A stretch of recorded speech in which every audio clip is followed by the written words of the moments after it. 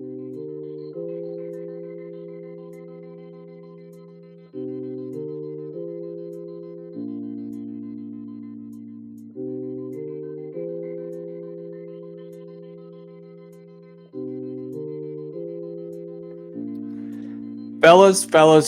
it is week 7 of the college football season, week 6 of Michigan State's football season as Michigan State takes on UCLA at home this weekend. It is homecoming.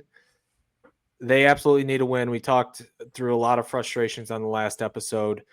This is You Are the Program, presented by Nudge Printing. Brian Lewerke, Tyler Higbee, and Dante Rosano here, guiding you through it. And this is, as we'll probably talk about, a must-win game on Saturday.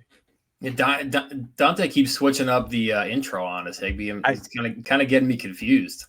Trying to build some consistency with the pod, and this guy just goes on. Hey, I mean, I kind of like it. It's fine. It gives us a different feel for every pod. But it's like a Tarek Skubal changeup on a 2-2 count, and you just can't see it coming. There you go. Is he going to go 0 for 4 against the Mariners this year? Can't beat them 4 times. I mean, you can try and beat them 3, but you can't beat them 4. Can't do it. They are the most frustrating baseball team to watch of all time. Yeah. But, Michigan State takes on UCLA for homecoming this weekend. The week that we went back to Michigan State last year – actually, no, it wasn't. I lied. It was the Coach D thing. But it felt like homecoming because so many of the former players were back. But, Dante, you mentioned sort of a must-win for Michigan State. Not only for our bowl chances, but just for the overall confidence in the fan base and the confidence for these players to be able to beat a team that hasn't looked that good the entire season, but is coming off a big win and maybe hopefully too much of an emotional win for them to follow up against us. So we'll see. You know, I've never really seen or been a part of the homecoming festivities. Have you guys been back? Or I guess you, Dante, you're the one that probably have the best chance to be back for the parade or anything like that. I remember hearing about the parade when we played, but obviously we couldn't go. I didn't realize it was as big of a deal as it was until I kind of since we've been gone, how big homecoming weekend is. I don't think I've been back for homecoming. I'm trying to think if that Wisconsin game maybe in like 2022 was homecoming. That's what I was thinking that as well, but maybe not. It was also snowing that game, so it was late. Or not snowing, but it was cold. I think you're thinking of the Maryland game. Either way, homecoming is always weird because in college, I don't think about it nearly as much.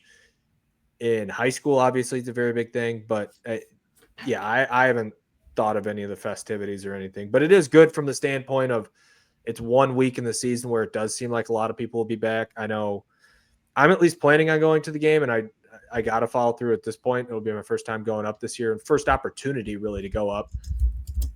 In a game that we absolutely must win, number one. Number two, this weather, I don't know if it helps or hurts us that it looks like there might be some rain coming in.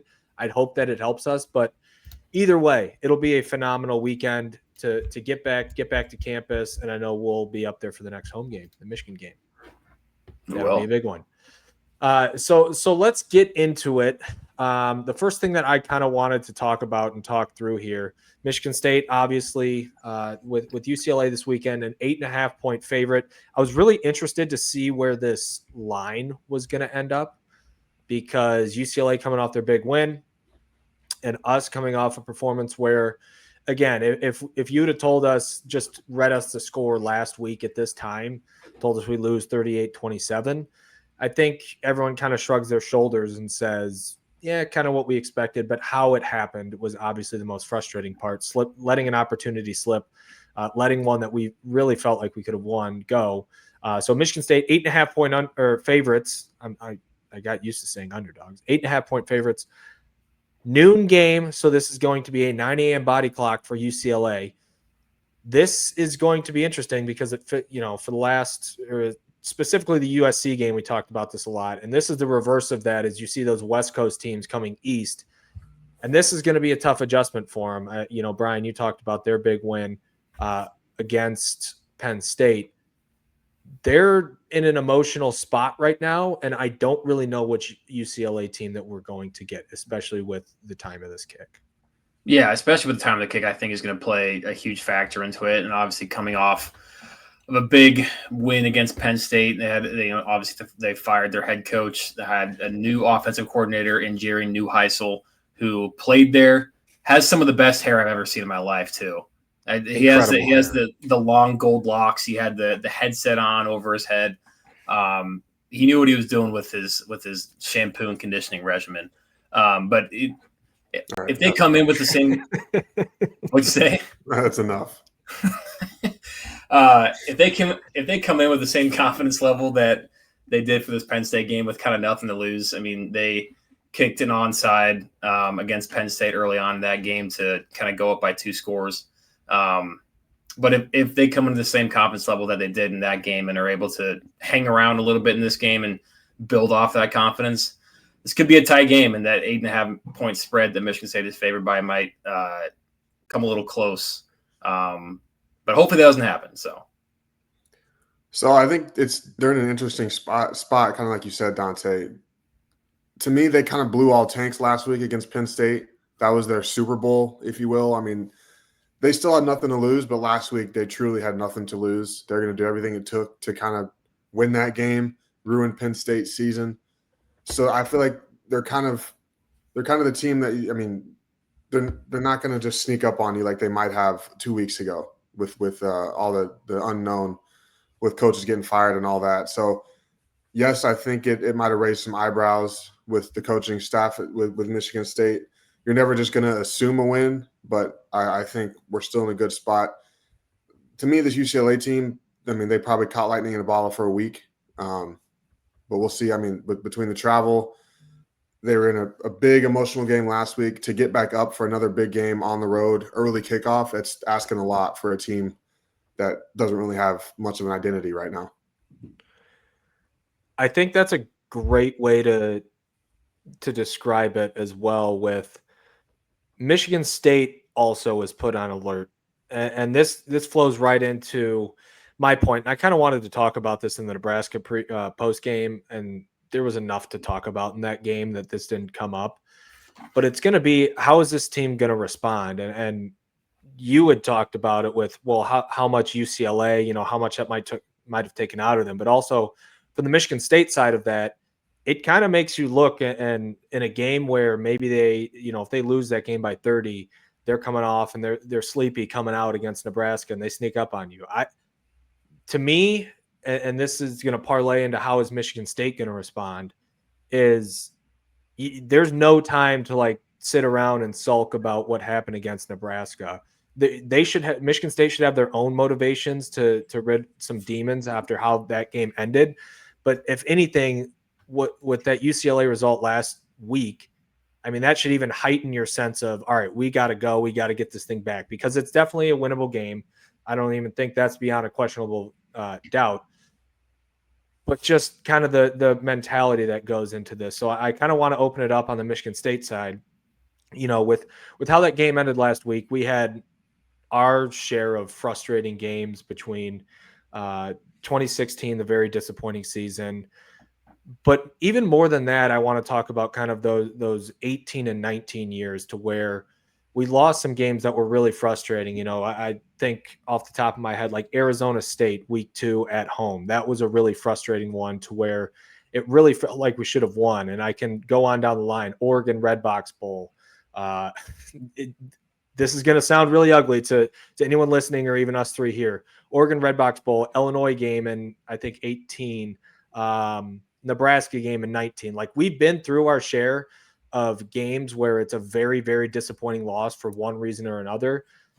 But I kind of wanted to get into, what is that reaction in the post-game locker room, the bus ride back, or when you're at home? And then what is it like Sunday, Monday, getting back in the weight room, looking at the film, and then going through a week of practice to where you had such a big emotional letdown towards the end of that game, but you got to pick yourself up off the mat. And I think this is where we're going to talk a lot about leadership of this team and how close knit this team really is. Yeah, as Coach D would say, it can always get worse. You can either keep losing or you can get up off the mat and win some games. And I think that really is the difference between a great team and an average team, is taking that negative that and being that loss to Nebraska and twisting it into a positive and saying, like, how can I get better this week? You watch the film on that Sunday morning or that Sunday afternoon or Monday morning, whenever it is, and then you forget about it and you take all the positive that you can from that game and put them into this, upcoming game being UCLA this week. So you got to be able to turn the page really quickly and not focus too much on the negative and say, hey, we still have 8 games left in this or 7 games left in the season that we got to be able to finish out, and it starts in this week and you got to be able to prepare for it. I think we were in an interesting position too for those couple years. Our defense was so good, and our defense gave us a chance to win every week. Offensively, we were always a couple plays away, which kind of sucked. It was always like, well, the offense can just put up. If we could have scored 20-plus points for a couple years, we would have won, easily, I think, 9-10 games a year. So knowing that you have the defense kind of to hang your hat on was nice. But at some point, like, it was like, all right, offense, like, let's do something. I don't think that's the same. They're not in the same position that we were in a handful of years ago. But it still comes down to leaders, the kind of leaders you have on this team. I think everyone's bought into what Jonathan Smith is doing in that locker room. And I think the guys they listen to Child's voice. He seems like a leader. He seems like he's grown exponentially from last year to this year in that regard. So I'm not worried about how they're going to respond. I just think it's going to be kind of everyone. I saw a clip this week. Child's, fans are probably going to get butthurt about it, but he's like, I don't really care what the fans think anymore. Like we kind of have what we got. Was that AI? Was that AI? No, that was from last year after I think our last game last year. He did say that though. Well, still, point holds true. In today's world, I guess you never know. But yes, it does hold true. And it brings me back to another thing that Coach D would always say. And he would say it sometimes in the post game, but it was typically like a Monday or Tuesday after reviewing the film and going back out to practice is you really only have each other. Like, yes, that wasn't something to say F the fans or, anything about the fans don't matter, because everyone knows that they do. But at the end of the day, when things turn negative, who is it that you're going to be able to rely on? And the point that he was always trying to get across is the only people that are as bought into this as you are. And this is something that I would love it if there was a more nuanced take from the fans sometime, because yes, as fans, you've lived this your whole life, but the players that are going through this feel it 10 times more. And now in today's world where college football, it feels like, well, they can transfer out, they're getting money, they're getting up, this and that. The take is a little bit more fair of like being harsh on guys because they're making so much money. But at the same time, when there's guys going through this in the locker room, this isn't to throw a pity party or anything for them, but just to make that realization known that the guys going through it day in, day out, they got to go to practice the next day. They got to go lift at 5:30 the next day. They got to go watch the film on Sunday. I just listed off a bunch of those losses. Going to watch film on Sundays after one of those games was the worst thing of all time.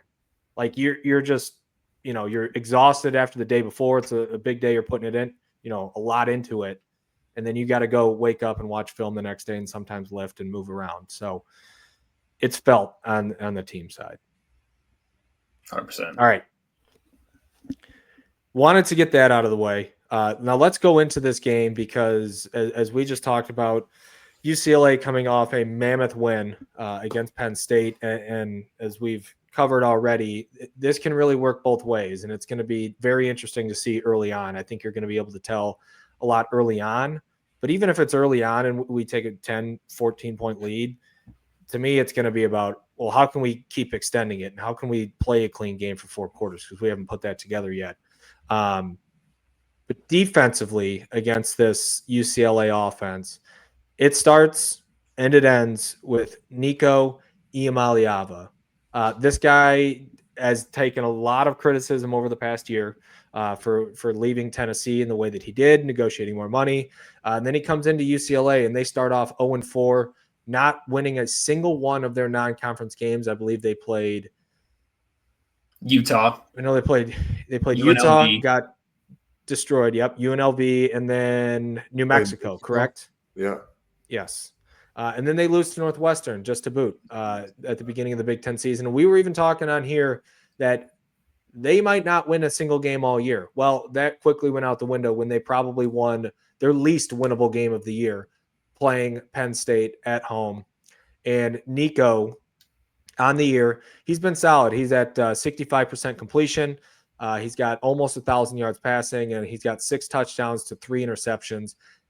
Oh, by the way, he's also their leading rusher on the year with 332 yards. The next closest, their leading rusher as a running back is at 190 total yards on the year. No other running back has a touchdown or rushing touchdown on the year. Nico's got all 4 of them. So on offense, it's pretty easy to focus in on their quarterback, Nico Iamaleava. Yeah, there's not much else to look at besides him. I mean, Wait, Brian, say his name. Nico Iamaleava. There we go. I love the audible sigh right there. The audible sigh was great. I was avoiding saying his name for a reason. But after you nailed Alessio, I thought you took a step. After you nailed Alessio. Thank you. I practiced on that one. I've learned I just have to practice saying the names a little bit. But obviously he's been the guy for them this year. He hasn't been incredible, but he hasn't been awful. I think as a quarterback, he kind of sits in the pocket a little bit, kind of like Dylan Raiola does, where he doesn't really move a lot and his pocket presence isn't great. He kind of seems like a one read, like one side of the field read guy. He's not like a full field reader. So if we can take away his first read, I think that kind of plays into our hand pretty well. But, obviously he was a 5-star guy. So somewhere deep down, he still has that arm talent. He still has that ability. I think it's just a little bit of the mental game for him. But at any given time, he could, be the breakout guy for the game and be the best player on the field. So I think our goal defensively is to not let that happen. And they give up a decent amount of sacks, and hopefully we can build off of our 6-sack game last week to, kind of affect the quarterback again this week. 12 sacks on the year they've given up. Just one. Yeah, that's exactly what I was about to lead into there. Defensively, after the week you're coming off of against Nebraska, the way Joe Rossi was able to dial up pressures and the way you were able to get after Raiola, this is a perfect game to have following that up. I mean, their offensive line is not good, giving up 12 sacks on the year. And like you said, Brian, Nico Iamaleava likes to sit back there and make the home run throws occasionally. Yeah. So it's a good week to get after him. He's a capable runner, but Dante, what was your question? More of a contain or a kill quarterback? Yeah, I was actually going to ask that. Yeah, kill or contain. To me, I mean, he's more of a contain than a Raiola, but you still, I mean, I think you got to just kill him. You got to just heat him up. Their O-line's not going to be able to hold up. They're giving him 12 sacks, like you said. So I think that's going to be taking away his first read, like you said, Brian, and that just let this front 7 feast, getting 6 more sacks. Yeah, like when he gets in space and he's able to run, he can, make stuff happen, but he's not great at like avoiding the pressure. But once he gets into the open field, I agree. I think he's a good runner. He reminds me a lot of our quarterback, Aiden Childs, because although I don't think his pocket presence is as good, like when there's someone bearing down on him, we see Aiden do a lot of things to avoid blitzers that typical quarterbacks don't do. But Brian, to your point, once he's out in the open, he can make you miss, and he's got good speed. And he ran, was it 3 touchdowns last week against Penn State? I think it was 3 of his 5 were on the ground, mostly breaking contain. And that is the biggest thing to me. I'd call him way more of a contain. But one of the things that we talked about in the Nebraska game was just creating pressure with 4. And that's what I'd really like to see us do. With the lack of UCLA's run game, I wouldn't love to send a bunch of different pressures at him, let him out the gate, and then there's not you're relying on a safety or a linebacker to make a one-on-one tackle in open field with him. We talked about the violence and the twists and the stunts in the game up front with the front 4.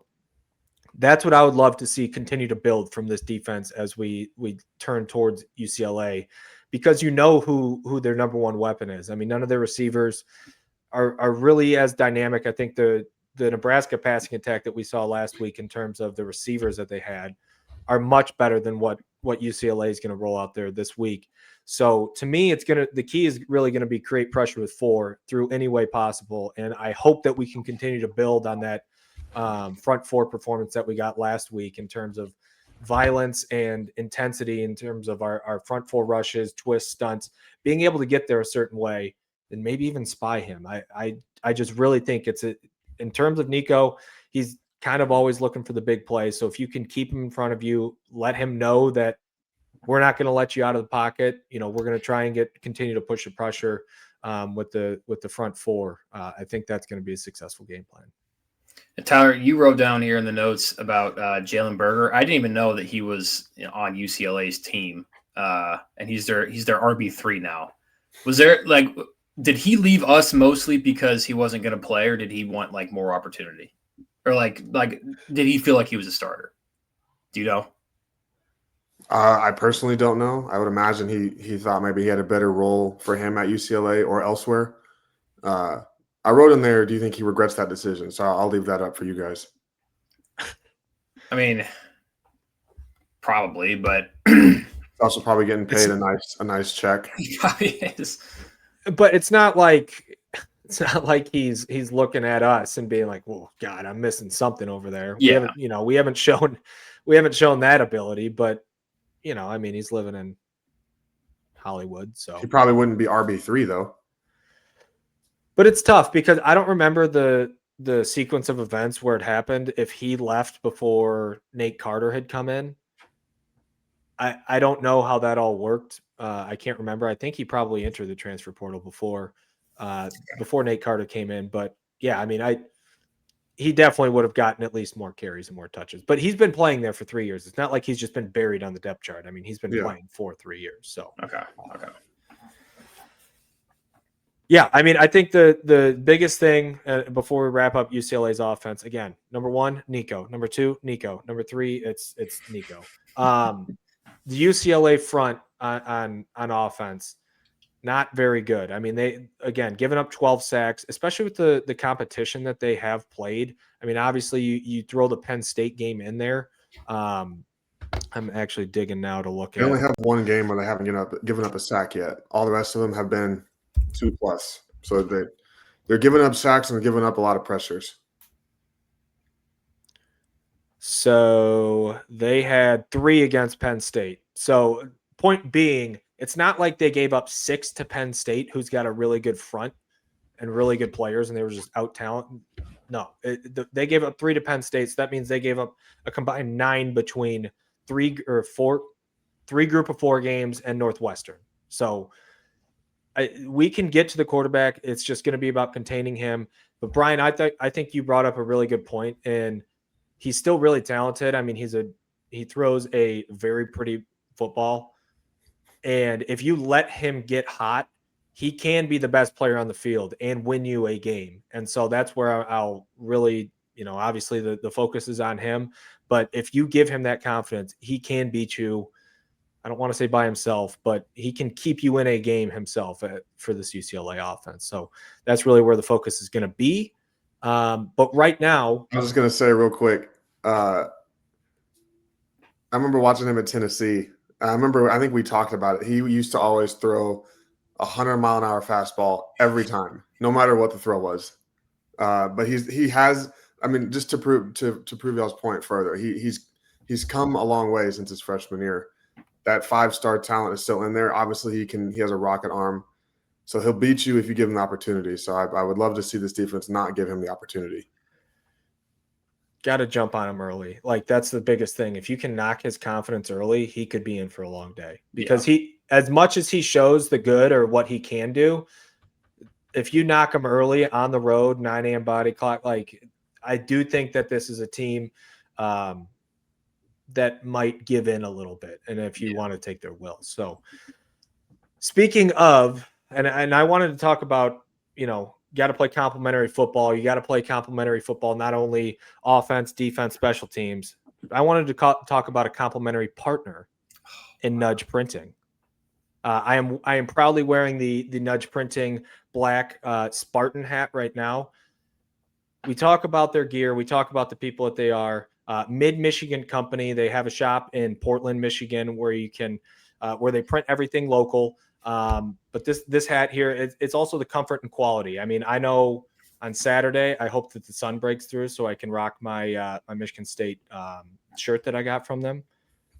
There you go. But wanted to talk about just how we are proudly presented by Nudge Printing. If you are looking for the perfect Spartan gear, you have to check them out. They're a Spartan-owned company. We continue to hammer on that because as a Spartan-focused podcast, it was very important for us to have a sponsor and a presenting sponsor in Nudge Printing that supports the team that we do. And so they make elite Michigan State gear. It's not just great gear. They have all the logos, but it's comfortable and quality. Like this hat, it's got the little holes in the back. You know what I'm talking about? Those breathable. Oh yeah, breathable. There you go. A man of few words, Brian, but you can nail them. And as I said, as actual alumni, Nudge knows what it means to bleed green. When you are wearing their gear, you're supporting local craftsmanship with the true Spartan spirit. So presented by Nudge Printing. Big shout out to Gabe.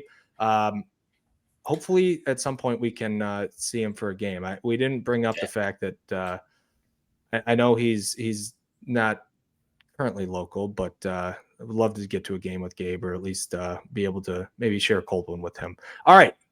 Anyways, let's get to the Michigan State offense against the UCLA defense. And I will flash something on the screen for those of you watching on YouTube.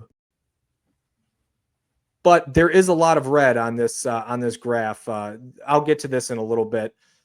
Essentially, UCLA's defense is not very good. They, in terms of stopping the run, not very good.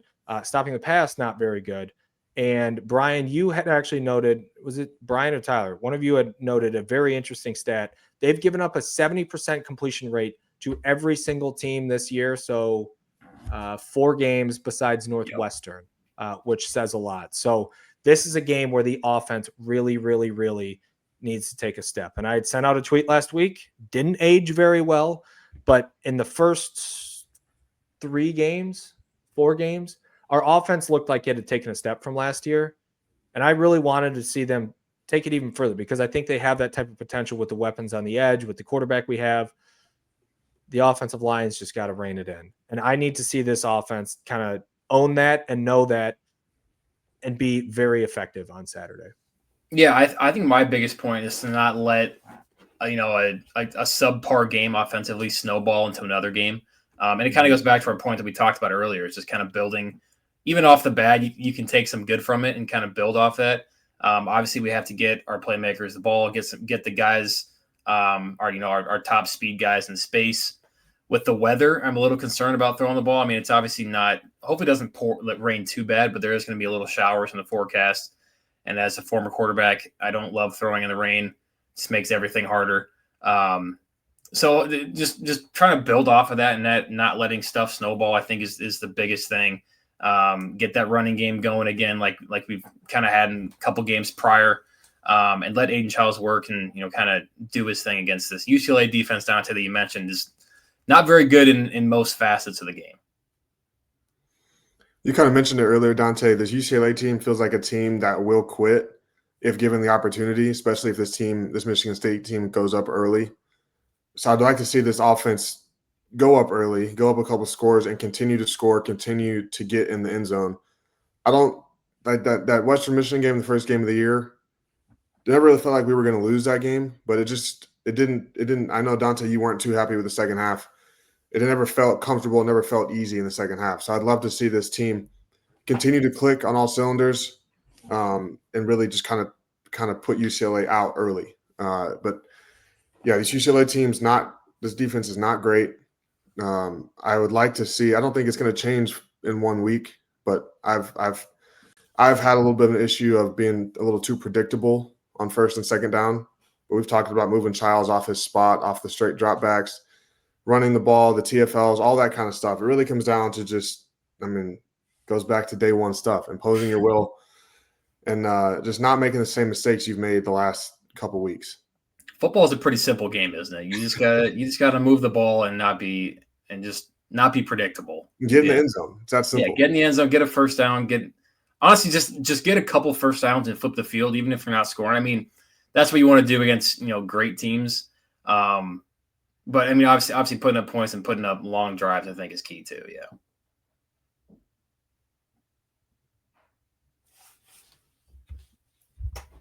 You're muted right now, Dante. Good one. Luckily, I didn't get too far into my sentence. While I do not want the weather to be bad on Saturday, some of me kind of wants to see what we can do in a weather environment that's not conducive to Aiden Childs just throwing the ball over the yard. Because we had that last week, and that's where a lot of our frustrations came with being predictable on first and second down, and a defense kind of knowing our tendencies and being able to load the box, and whether it's consistent looks that they know they're going to get as a defense and knowing kind of where the ball is going to go.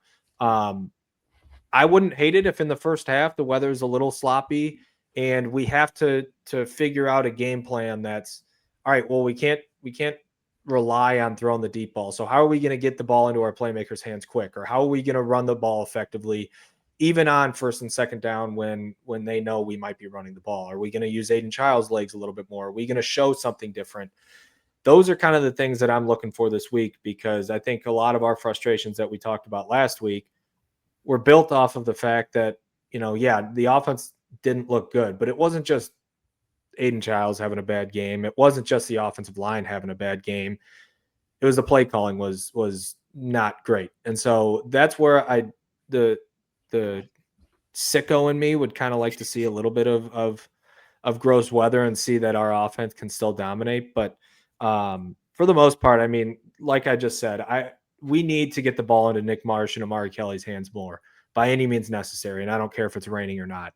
I don't care if it's down the field. You just have to get the ball in their hands, make some easy throws, give Aiden Childs some layups, but play complementary football, even on offense. Complementary football doesn't just mean offense, defense, special teams. If you can play complementary football on offense that reverses some of your tendencies, early throws on first and second down that are easy, bubble screens, just quick smoke screens, and get it out to your guys.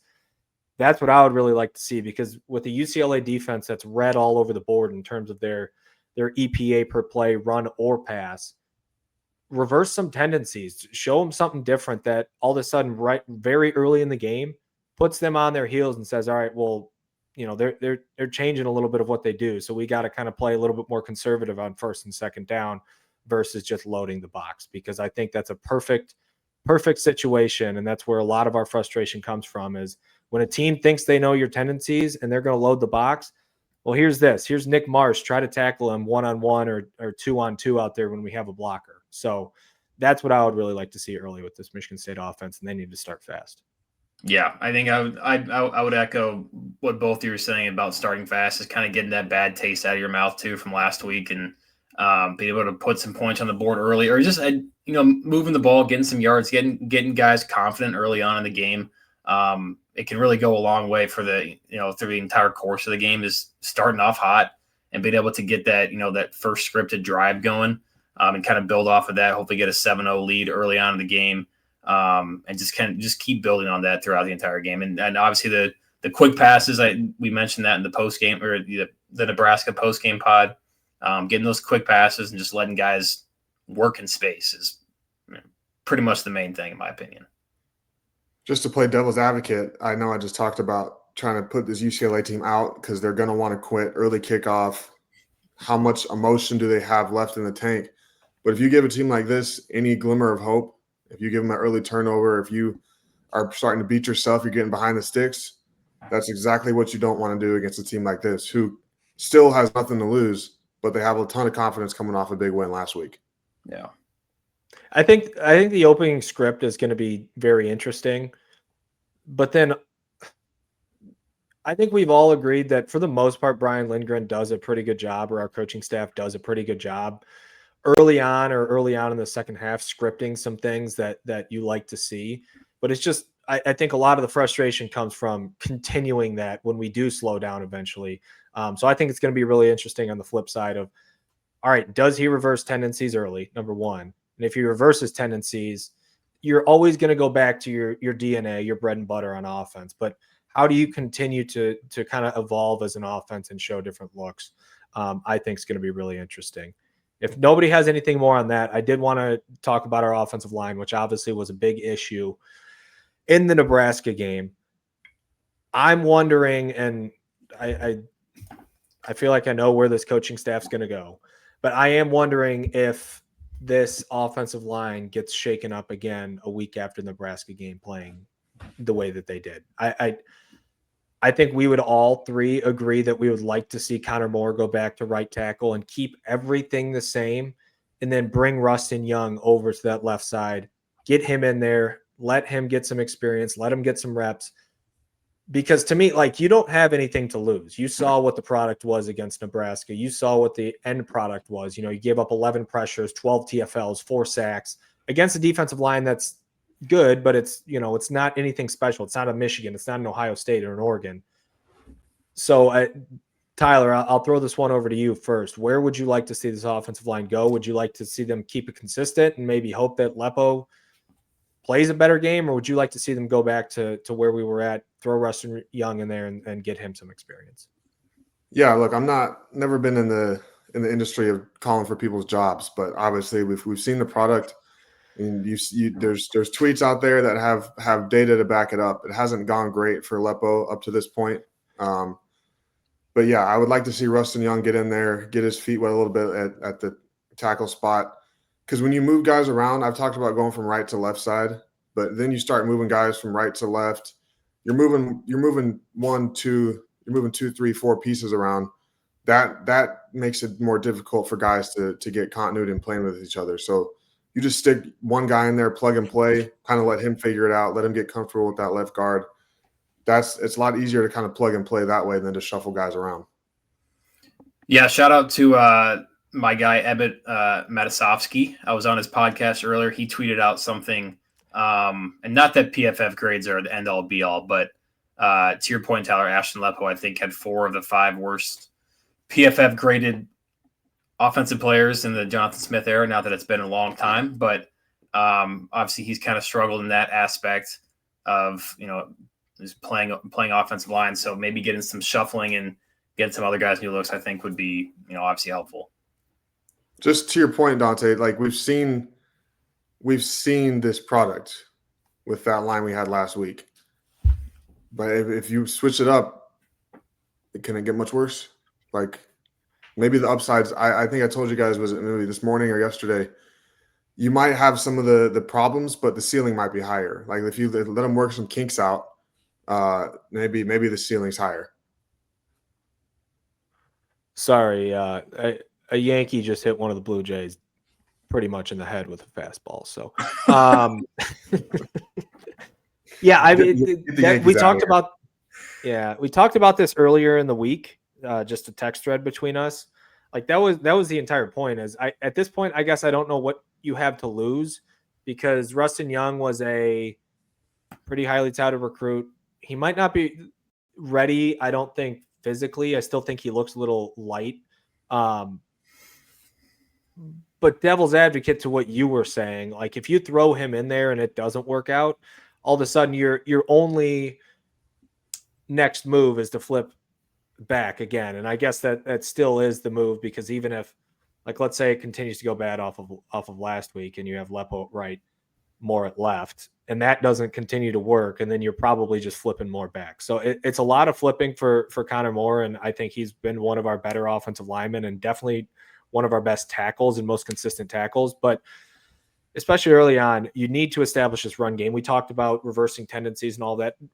Out the wind, like, you still have to be able to run the ball well. So that's going to still be a huge key. UCLA does not stop to run well, but I think it's an interesting thing to pay attention to, especially early on in that game, what they do, and then if they stick with it if they're not having success. So one thing before we go elsewhere, Brian, you had talked about the difficulties throwing a wet football. What is the difference between, and obviously there's different like stages of rain, right? When it's just absolutely dousing rain out there, it becomes harder than anything, right, to get your grip on the football. But is there a level of, like, is it any rain that makes it a lot more difficult to grip and in the back of your mind as a quarterback when it's just spitting a little bit, or if it's a little bit of a rain, like at what level does it start to enter your mind as a quarterback of, all right, well, let me be a little bit more conservative with the ball, because if I see a 10-yard dig or I can't rip it as well as I could if it's a dry football. Like, at what point does that kind of enter your mind as we go to Saturday with maybe some rain in the forecast?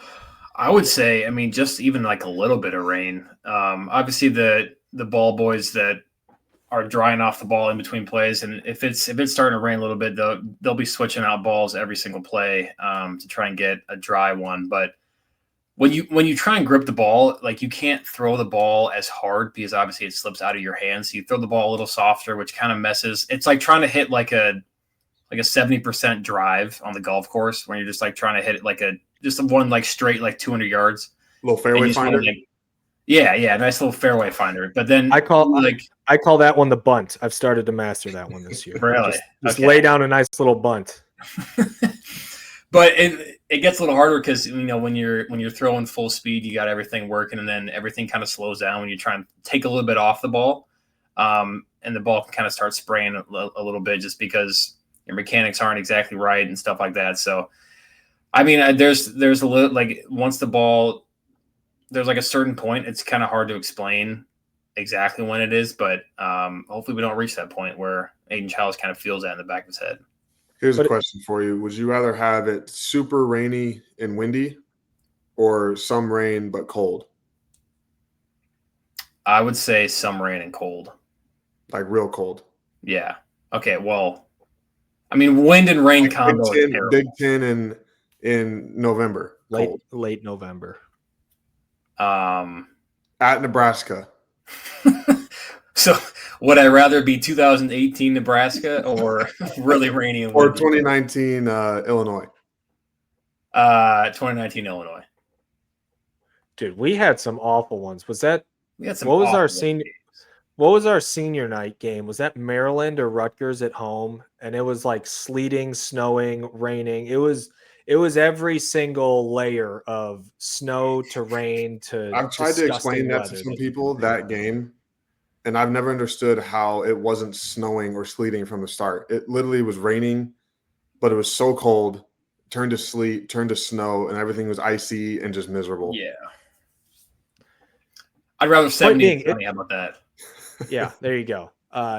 Point being, I just didn't know if, like, at what point it enters your mind, but, you know, as a quarterback, it does seem like it enters your mind pretty much instantaneously of when that rain starts coming down, of, well, what type of throw do I have to make? So Yeah. just wanted to bring that up with the weather and the forecast, but I think we all three can agree that this game, obviously, it's a must. Like, all chips are down. Like, there's no question that this needs to be a win, number one.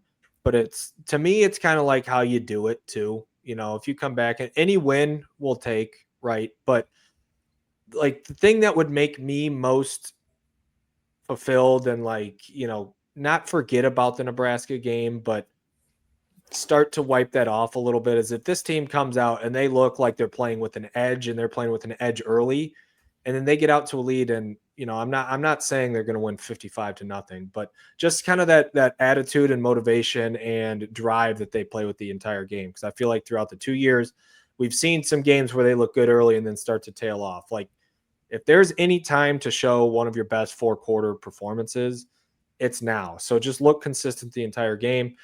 This is a must win. You're back home, which has felt like a month because it's almost been a month. I mean, I think week 3 was mid-September, so it's almost been a month. And I hope that the homecoming crowd and fans go out there, support as they should, and we're back home. So anything else on this game? I kind of wanted to talk about a big week in the Big Ten, because as I look around, it's an interesting week. But is there anything you guys want to talk about in this game that we might have missed? I was just going to say, come Sunday when we record next, hopefully the only thing special teams wise we're talking about is how good of a punter Ryan Eckley continues to be. Hopefully we don't see him much, but hopefully that's the only special teams talk that needs to be said on Sunday. Agreed. I forecast a big punt return at some point by Amari Kelly. That's my one bold claim for this game. I'll accept that as well. I like that. Yeah. All right.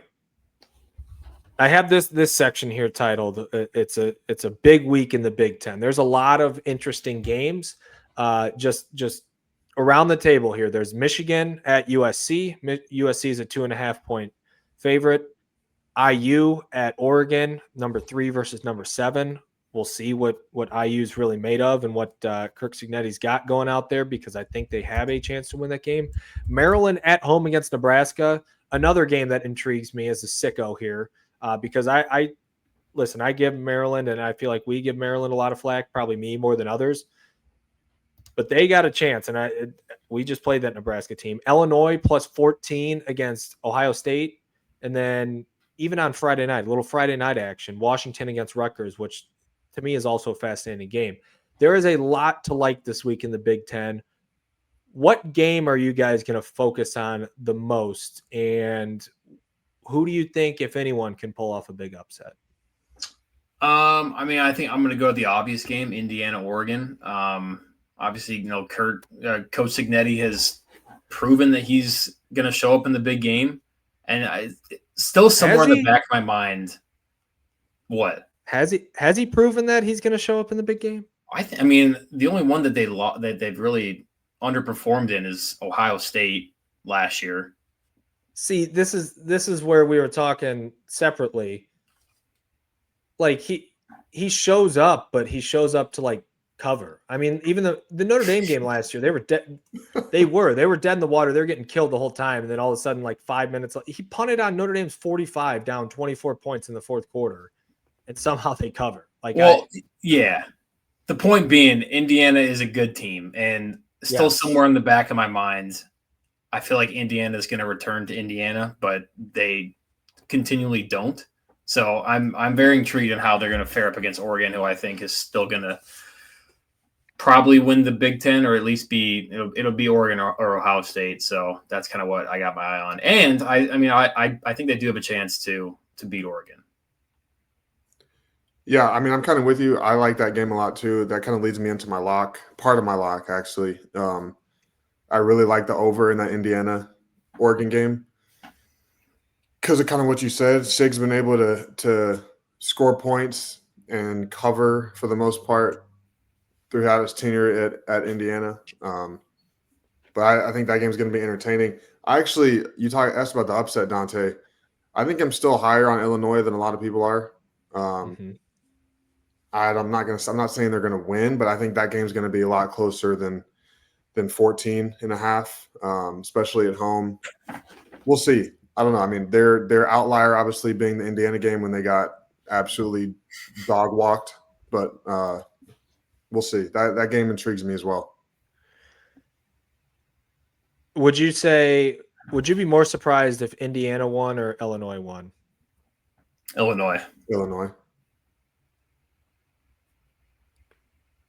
You don't think? Okay, maybe I agree with you. I don't, for some weird reason, I like see a world where Illinois wins that game.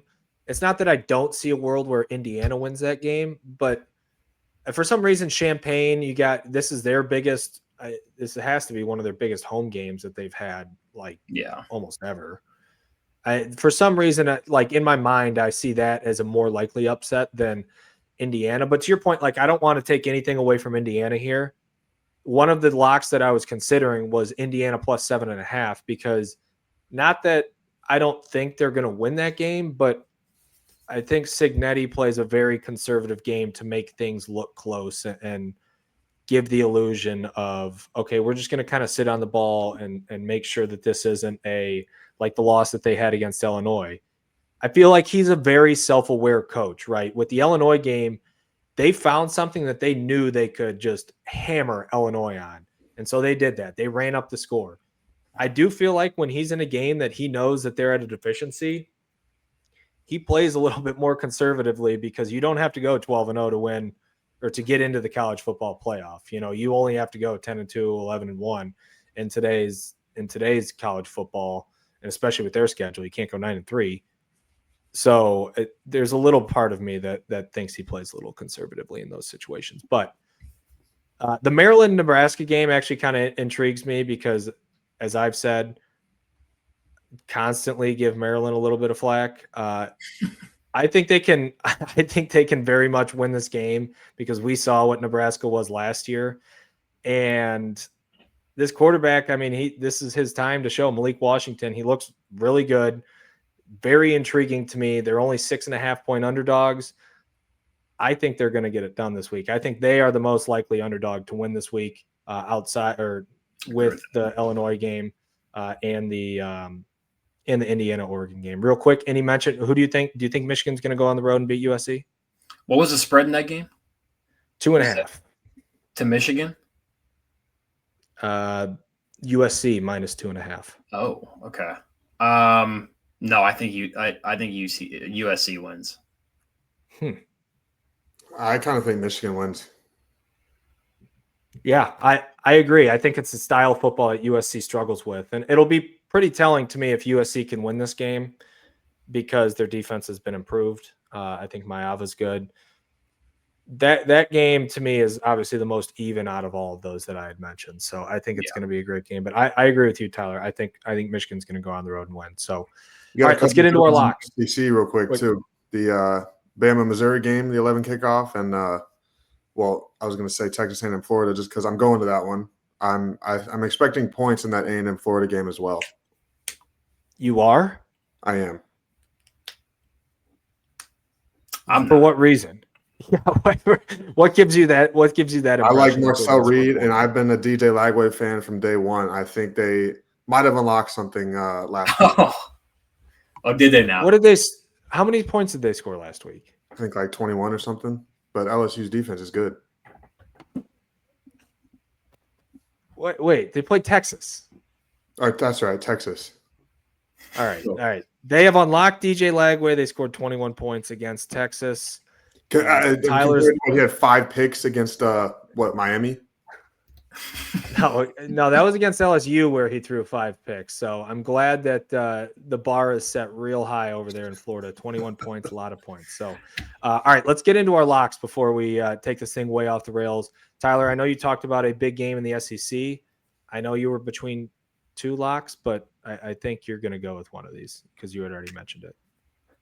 Yeah, well, actually, no, I gave a caveat a couple weeks ago if someone was healthy. If so, then take that one. The Red River rivalry is this weekend, Texas, Oklahoma. So I had some time at work today. Found my way on the Oklahoma message boards. Long story short, John Mateer, it looks like he's playing. And if he plays, they're still 1.5-point underdogs against Texas. I don't know what that line's going to close at come game time. But if they're a plus 1.5, I like them a lot in that spot. So that's going to be my lock if John Mateer plays. Whoever John Mateer's hand doctor or whatever is, they need a raise if this guy's playing this game. I heard he's like not taking one's reps at all this week. So I don't know. But Higbee is the king of lock caveats is what I figured out. Is that bet this if this happens, if not, do the other one. Every single week with this guy. Well, it's because of injury. Higbee's lock next week is going to be if Oklahoma wins, if Oklahoma plus 1.5. If they win. Go ahead, Brian. Whatever. I'm taking Washington minus 10. They're playing Rutgers again. It's another cross the country game, and Washington is at home. And they're only favored by 10 points. I think they're a good team. They held their own versus Ohio State, and even before that game, I was still high on Washington. So I think this is a good cover range for them here. Minus 10. They might put up 50 against Rutgers. Yeah, Rutgers defense. This is the inverse of the Rutgers team that you usually see. Like Michigan State right now, we feel more confident in our offense and our defense. It's even though the offense didn't play great. Rutgers offense can fly. I mean, Ethan Kaliakmanis, another guy that we've just wiped the floor with over the years. I mean, he's showing some stuff. I'm never going to turn into an Ethan Kaliakmanis believer. You will never get me there. For what reason? With a name like because I have 2 eyes and I watch college football. That's why. Nathan with no N. Ethan. I'm kind of digging his vibe these days, but I really like Washington -10. I think they're going to score 50 themselves. I am going to go. We talk about, listen, if any Maryland fans out there are listening to this, there's being an olive branch extended right now. You can either take it or leave it, because it won't be coming back. This thing is not coming back if you don't accept this olive branch. I am going Maryland +6.5 at home against Nebraska. I think I might take them money line in this game. I think they're winning this game because their defense limited Washington to 24 the week before in a loss. They limited them to 3 points before the fourth quarter. Their defense might be for real. This quarterback might be for real. I might have to back off the September Merchants take because it is October. It is today, as of recording, October 8th. They have not won a game past September yet because they lost what was last weekend, October 4th. So they are 0-1 past September, but I am extending an olive branch to the Maryland Terrapin community. You can accept it, take it or leave it. It's not coming back if you do not accept this, and Maryland does not cover the 6.5 on Saturday. I think they're beating Nebraska. So that is my lock. It is Maryland +6.5. Bold prediction, my friend. Yeah, let's try to just take this week, fellas. What do we say? Let's do it. 2 in a row. Last week I was a little confused if we've done the 3-0 sweep before. I didn't think we had, but now that I've sat on it for a little bit, we've definitely done it. I know for a fact we have not gone back-to-back sweeping, so this would be a good time to do it this week. I like all of our plays. And in East Lansing on Saturday at noon Eastern, this is a chance for this team to get right. This is a chance for this team to restore some faith, to restore some order in East Lansing. 4-2 would look a lot better than 3-3 at this point, with your next 2 games being Indiana and Michigan. You got UCLA coming off a huge win. It's time to do it. It's homecoming. I hope the place is full on Saturday, and I hope we avoid all the rain. Go Green. Talk to you over the weekend.